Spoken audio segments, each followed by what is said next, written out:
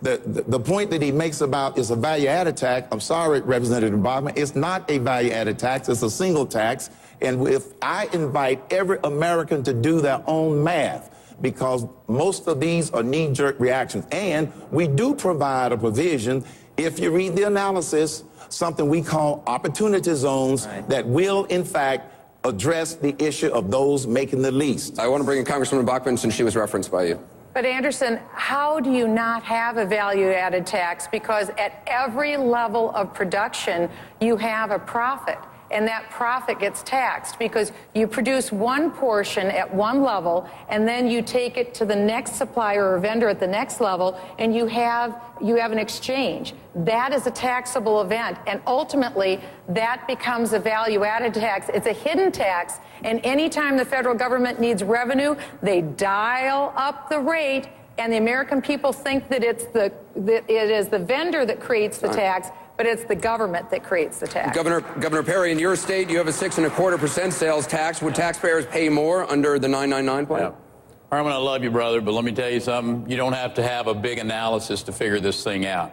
Go to New Hampshire where they don't have a sales tax, and you're fixing to give them one.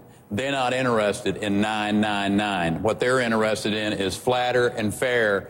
At the end of the week, I'm going to be laying out a plan that clearly, I'll bump plans with you, brother, and we'll see who has the best idea about how you get this country working again. And one of the ways, right here in Nevada, you got 8+%. You want 9 cents on top of that, and 9 cents on a new home, or 9% on a new home, 9% on your Social Security, 9% more? I don't think so, Herman. It's not going to fly. Mr. Cain, 30 seconds. This is an example of mixing apples and oranges. The state tax is an apple. We are replacing the current tax code with oranges. So it's not correct to mix apples and oranges. Secondly, it is not a value-added tax. If you take most of the products, take a loaf of bread. It does have 5 taxes in it right now. What the 9% does is that we take out those 5 invisible taxes and replace it with one visible 9%. So you're absolutely wrong. It's not a value-added tax. Now, one other quick thing. Your time's up, I'm sorry. This whole thing about... You'll have another 30 seconds. Trust me, they're going to go... Tonight? Yes, I guarantee it. In about a minute. Congressman Paul, you called his plan dangerous today. Oh, it is, because it raises revenues, and the worst part about it is it's regressive. A lot of people aren't paying any taxes, and I like that. I don't think that we should even things up by raising taxes. So it is a regressive tax, so it's very, very dangerous in that thing, and it will raise more revenues. But the gentleman asked the question, he didn't even ask what we're talking about. He asked the question, what are you going to replace the income tax with? And I say nothing. That's what we should replace it with. But I do want to make a point that spending is a tax. As soon as the government spends money, eventually it's a tax. Sometimes we put a direct tax on the people, sometimes we borrow the money, and sometimes we print the money. And then when prices go up, like today, the wholesale price index went up 7% rate. And if you look at the free market, the prices are going up 9 and 10%. So that is the tax. So spending is the tax. That is the reason I offered the program to cut $1 trillion out of the first year budget that I offer. Mr. Cain, 30 seconds. Once again, unfortunately, none of my distinguished colleagues who have attacked me up here tonight understand the plan. They're wrong about it being a value-added tax. We simply remove the hidden taxes that are in goods and services with our plan and replace it with a single rate 9%. I invite every family to do your own calculations with that arithmetic. Governor Romney, you have your own 59-point plan. In the last debate, Mr. Cain suggested it was too complicated. Is simpler better?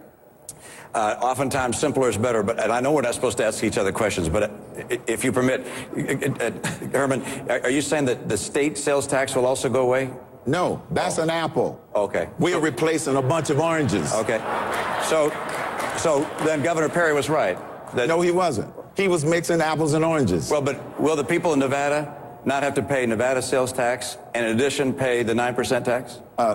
Governor Romney, you're doing the same thing that they're doing. You're mixing apples and oranges. You're going to pay the state. No. You're going to pay the state sales tax no matter what. Right. Whether you throw out the existing code and you put in our plan, you're still going to pay that. That's apples and oranges. Fine. Yes. And I'm going to be getting a bushel basket that has apples and oranges in it because I'm going to pay both taxes. No. And the people in Nevada don't want to pay both taxes. No. Let me make this comment. Let's just step back here. We got a lot of people in America that are out of work. We got a lot of people in this state, 13.4% of the people in this state out of work. We got home prices going down. We got to talk about how to get America growing again, how to start adding jobs, raising incomes, and tax is part of it. I want to reduce taxes on our employers to make it easier to invest in America. I want to reduce taxes on middle-income families.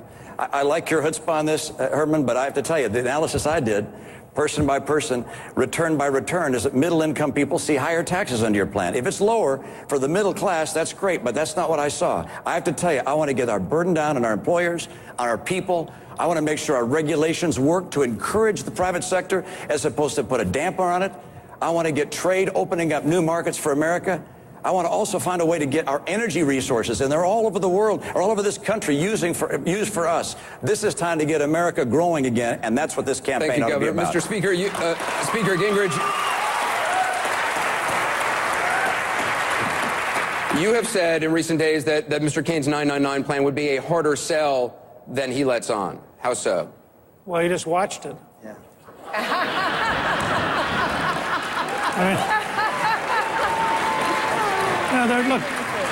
There are, first of all, I think that Herman Cain deserves a lot of credit. He's had the courage to go out and take a specific, very big idea at the right level. And he has us at least talking about something that matters, as opposed to the junk that all too often is masquerading as politics in this country. So I think that's important. There are two parts to this. The first is, if you take his plan, and I think it's the interest of the whole country, to have serious people take his plan and go through it step by step. There are much more complexities than Herman lets on. Okay? When 999 when you get into details like you pay it on a new product, you don't pay it on an old product, et cetera. There's a lot more detail here than lets on. Second, I favor very narrow, focused tax cuts such as zero capital gains, 100% expensing, because I think, as Governor Romney said, jobs are the #1 challenge in the next 2 or 3 years. Get something you can do very fast. Change on this scale takes years to think through if you're going to do it right. Congresswoman Bachmann, you also said at the last debate that everyone should pay something. Does that mean that you would raise taxes on the 47% of Americans who currently don't pay taxes? I believe absolutely every American benefits by this magnificent country. Absolutely every American should pay something. Even if it's $1, everyone needs to pay something in this country. That's why with my tax plan, I take a page out of not theory, but what's provable and what works. What is provable and what works was the economic miracle that was wrought by Ronald Reagan in the 1980s. That is the plan that I look at. I also want to completely abolish the tax code. I want to flatten the tax for all of Americans, simplify that tax for all of Americans, and that creates job growth, which is exactly what we need to have.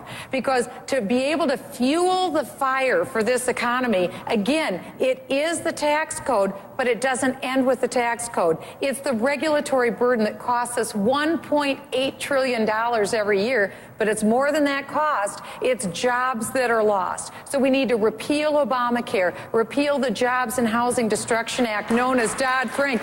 Oh, President Obama's plan has been a plan for destruction of this economy and failure. Thank you. I plan to change that with real jobs right now at michellebachmann.com. We've been talking about Herman Cain's plan. Let's talk about Governor Romney's plan. Governor Perry, you have said that Governor Romney was an abject failure in creating jobs when he was governor of Massachusetts. If you've read his 59-point plan, has it changed your mind? Well, here's the 9 that we need to get focused on, and it's not 999, and it's not 59. It's at 9% unemployment in this country. And that's where we got to get focused in America, is how to create an environment where that men and women get back to work. It's the reason I laid out a plan, Newt, this last week, to get this energy that's under our feet. We've got 300 years of resources right under our feet in this country. Yet we've got an administration that is blockading our ability to bring that to the surface, whether it's our petroleum or our natural gas or our coal. And 1.2 million jobs could be put to work.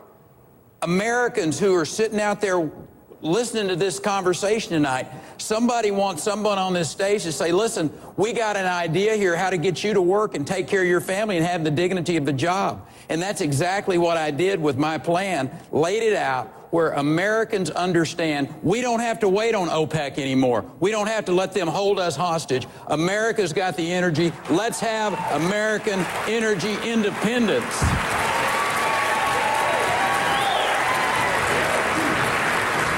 Governor Romney, does Governor Perry have the answer? Well, he's absolutely right about getting energy independence and taking advantage of our natural resources here. We're an energy-rich nation that's acting like an energy-poor nation. And that's something I've been talking about for some time, as the governor has. He's absolutely right. But there are also a lot of good jobs we need in manufacturing and high-tech jobs and good service jobs, technology of all kinds. America produces an economy that's very, very broad. And that's why our policy to get America the most attractive place in the world for investment and job growth encompasses more than just energy. It includes that, but also tax policy, regulatory policy, trade policy, education, training, and balancing the federal budget. And that starts with repealing Obamacare, which is a huge burden on this economy. Senator Santorum, does Mitt Romney have the answers for jobs? I agree with all of what Governor Romney and Governor Perry said. I would add the fact that I've put forward the plan that's going to allow for income mobility. That's a new term, but I've been using it for a long time, which is people at the bottom part of the income scale being able to rise in society. Believe it or not, studies have been done that show that in Western Europe, people at the lower parts of the income scale actually have a better mobility going up the ladder now than in America. And I believe that's because we've lost our manufacturing base. No more stamp made in America is really hurting people in the middle. And that's why I've focused all of the real big changes in the tax code at manufacturing. I cut the corporate rate for manufacturing to zero, repeal all regulations affecting manufacturers that cost over $100 million and replace them with something that's friendly they can work with. We repatriate $1.2 trillion that manufacturers made overseas and allow them to bring it back here if they invested in plants and equipment. They can do it without having to pay any excise tax. The final point I would make to Governor Romney, you just don't have credibility, Mitt, when it comes to repealing Obamacare. Your plan was the basis for Obamacare. Your consultants helped Obama craft Obamacare, and to say that you were going to repeal it, you have no track record on that we can trust you that you're going to do that. Governor Romney, 30 seconds. You don't. You know, this, I think, is either our 8th or 9th debate, and each chance I've had to talk about Obamacare, I made it very clear, and also in my book. And at the time, by the way, I crafted the plan, and in the last campaign, I was asked, is this something that you would have the whole nation do? And I said, no. This is something that was crafted for Massachusetts. It would be wrong to adopt this as a nation. That's not what you're shaking your head. That happens. It's in your book that it should be for everybody. Guys, You took it out of your book. You took it out of your book. His turn, okay, and mine. Let me. You're allowed, Governor. I'll tell you what. Why don't you let me speak? You're allowed to change. You're allowed to change. Rick, you had your chance. Let me speak. Change the facts. Rick, you had your chance. Let me speak. You're out of time. You're out of time. He ate into your time. I'm sorry, Rick. Rick, I'm sorry. I haven't had a chance to respond yet because you were interrupting the entire time I was trying to speak. So let me make it very clear. Give it another 20 seconds. And look, we'll let everybody take a look at the fact checks. I was interviewed by Dan Balls. I was in interviews in this debate stage with you 4 years ago. I was asked about the Massachusetts plan. Was it something I'd impose on the nation? And the answer is absolutely not. It was something crafted for a state. And I've said time and again, Obamacare is bad news. It's unconstitutional. It costs way too much money, $1 trillion. And if I'm president of the United States, I will repeal it for the American people. All right. Senator Santorum.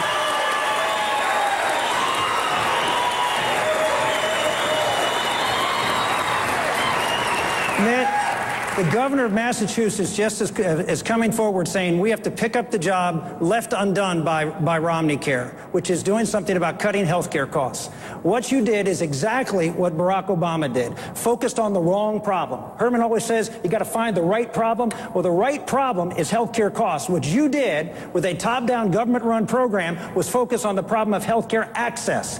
You expanded the pool of insurance.